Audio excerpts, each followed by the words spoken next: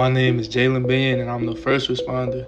As I first stepped onto the crime scene, my attention was immediately drawn to the two bodies and the amount of blood spattered next to the entrance of the room. After first reviewing the crime scene, I then informed my team the method we would take in order to search the scene for evidence. We will begin by breaking up the room into 4 quadrants and operate with teams of 2 starting on opposite sides of the room, searching the room by those zones and alternating in order to find any evidence. I will take note of any evidence that my team members find and determine the links and correspondences that the evidence has in relation to each other. During the search, me and my team found a trail of footprints which seemed to be consistent with a pair of UGG shoes. Also, my team found a bullet entrance wound through the back of victim A's head and an exit wound which I can connect to the blood and brain spatter close to the entrance of the door. Because of all the blood found on the entrance of the room, me and my team went through the cabinets close to the body of victim A, in which we found a hammer covered in blood, possibly the murder weapon. My team and I also discovered a sample of hair that resembles a kinky hair type.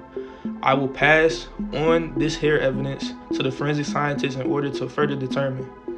Also discovered on victim A's person was a bracelet with the colors consistent of pink, blue, and green. Also found on the scene was a shell casing corresponding to a 9mm bullet.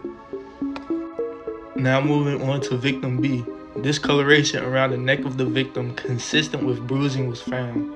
Also found on victim B was the color of the victim's eyes. They seemed to be bloodshot red, possible signs of asphyxiation. My team also found a sweeper jet which could signify that the victim was cleaning at the time of the incident and was possibly caught off guard. Next, me and my team used the black light to determine if any other evidence could be found. While using the black light, a message reading "Thanks Dad" was discovered on the inside of the entrance door, written in blood. And also while searching the body of victim B, a mark was found on the forehead which could relate back to the hammer that was submitted into evidence. It did happen. So did something trigger you to feel as if you need to get him out your life? Yes. Seeing that your boyfriend wasn't in danger with anybody, right? So if your boyfriend wasn't in danger with anybody and he's currently just passed away, can you come with any solution of why would he be dead then? Well, I did kill him. I killed him and I killed my father. My boyfriend, okay, I walked in on them arguing. My father's a janitor. I walked in on them arguing. And he had a hammer, and he just hit my father in the head with the bat. But the thing is, I didn't kill him. It was my auntie, Scarborough. She killed my father. Because, that's the person who comes out when I'm angry. So. Wait, before you go, did the hammer come, did he hit your father with the hammer first, or did he hit my choke father him with first? the hammer first. And then I went down since, he's small. I wanted my revenge. Well, Stark wanted her revenge. And then I choked him to death.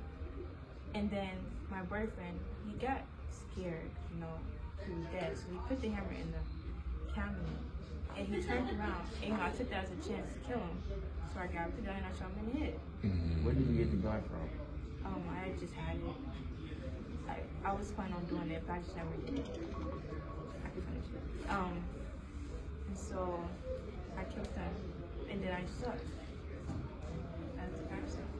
Let me ask But something. I didn't mean to kill him because I just wanted my revenge because I was getting depressed and I just wanted to kill myself because, I went through so much in my life, with a lot of trauma and my issues. And then my boyfriend hurting me and my dad hurting me. I just couldn't take both of them. So I just found that was the best solution to get out of it. Alright, so your boyfriend initiated all of the violence, right? Yes. And then you just went. Alright, so going back to the bracelet. You said you gave your boyfriend a bracelet, right? Yeah. Huh? Yeah. Down for your boyfriend, right? 100%, right? Yes. Alright. So you said your relationship with your boyfriend, is it the best? Like, how, as of lately, it hasn't been best? Do you love him? No. Did you ever love him? Yeah, of course. Beginning, no, not anymore. What happened that made you fall in love with your boyfriend?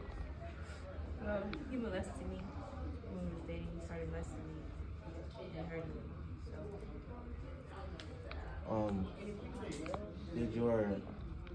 I know, so most people tend to get in a relationship with people that's like similar to their parents. Was this a recurring issue with your dad?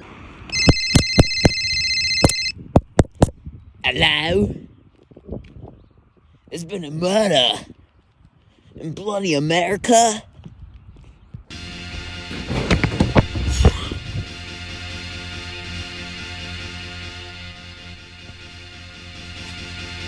Now we're cooking. At first, I found some bloody Uggs. Prints didn't match the other shoes. I found a cheeky little black necklace. I found some little bracelets. Needless to say, I found a shit ton of blood.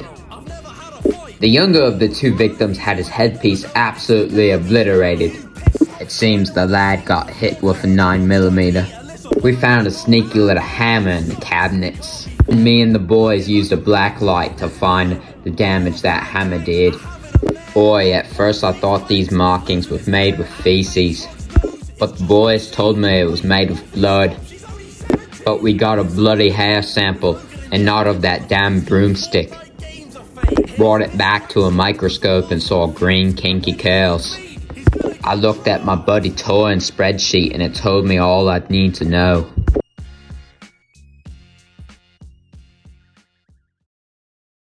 I'm Tony Campbell. I am the forensic architect on this case, and here's the recreation of the crime scene.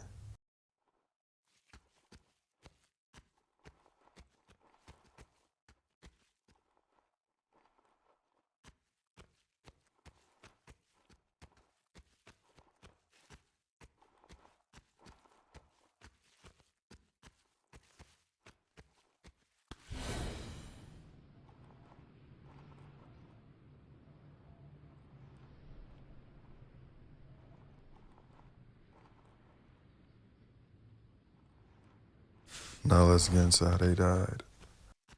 The father was hit in back of the head in his occipital lobe, which can lead to difficulty with locating objects in environment which made him fall to the floor.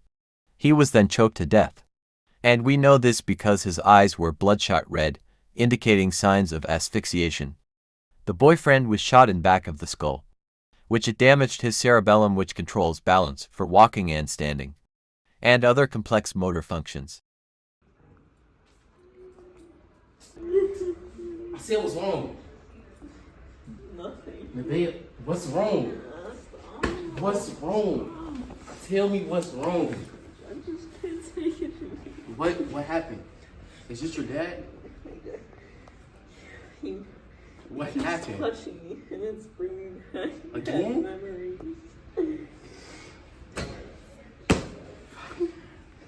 What you mean he's touching you? He's I said, what you mean he's touching you? molesting me. Man. So what you gonna do? I'm talking to you.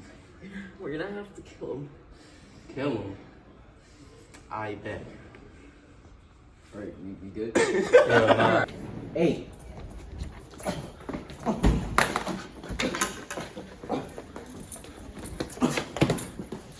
Come on, man. Come on, all right, keep going. Keep going. Oh.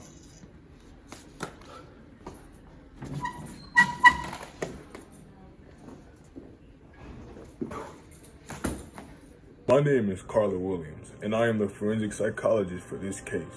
The suspect in question and concern is Nevaeh Hassel. As portrayed, the murder involved two people being murdered, Nevaeh's boyfriend and Nevaeh's dad, two suspects, Nevaeh and her boyfriend, and only one person currently alive, Nevaeh. Now, based off of my observations of the suspects' forethought and precautionary measures put into play post-murder, the way that the murders happened and the outcomes and the behavior traits during any interviews that we did.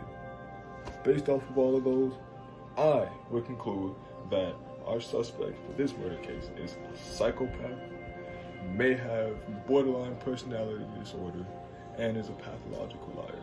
For being a psychopath, the behaviors that were observed were the impulsive behavior portrayed before killing her boyfriend, the aggressive behavior shown in the way that the victims were murdered, and the disregard for others in the way that they're impacted by her actions. The BPD, borderline personality disorder, behaviors that were observed were the fact that the name and persona provided by Nevaeh was Scarlett. When I asked about who killed her boyfriend, Scarlett is the person that comes out when Nevaeh is angry and does bad things, thus denoting a clear sign of a borderline personality disorder. The behaviors observed for being a pathological liar were, during the interviews, upon the suspect being asked about the relationship and connection to the victims involved, her answers would either refer to questions that were not asked, be answered with a change of detail, and comfortable body movement, or clearly stating things that are clearly a lie.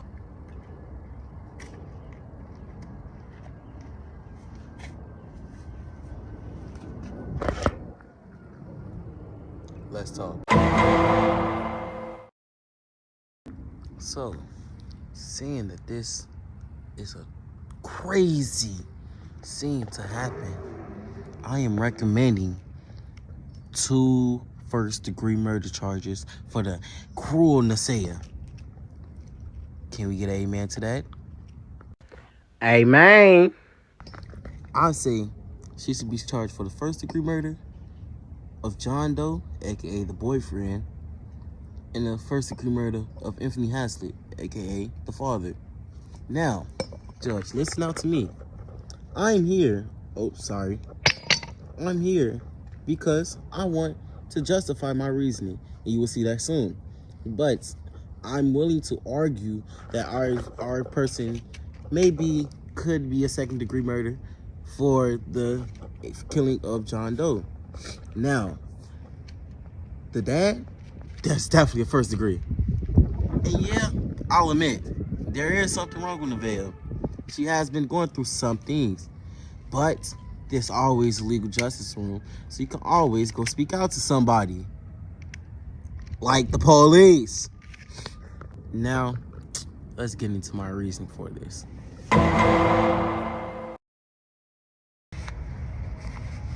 My reasons for saying this is very justified. The reason is, one, I think that this is definitely gotta be handled with true cruelty. It's because the murder of Anthony Haslett was handled with true cruelty. The murder of John Doe was handled with true cruelty. Imagine going to help your girlfriend and then turning around, she shoots you. Exactly.